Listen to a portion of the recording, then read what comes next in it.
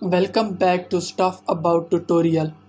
Today we are talking about how to see if you are blocked on Telegram. Why would you want to know how to see if you are blocked on Telegram? Well, maybe it is your first time using Telegram and not sure how to see if you are blocked on Telegram. So today I am going to show you how to see if you are blocked on Telegram. Check video description and I will try to leave the written instructions. Seeing if you are blocked on Telegram is quite simple and the process is easy to do. First of all, open Telegram.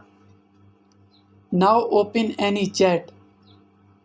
If you are seeing last seen of the user, that means the user hasn't blocked you. If it is not showing and showing last seen long times ago, it means the person has blocked you. And if the profile picture was showing in past and now it is not showing, there are greater chances that you were blocked by this user. There you go. If you wanted to know how to see if you were blocked on Telegram, that is the easiest way I know how. If you know another way, to leave a comment below. Be sure to subscribe for more videos.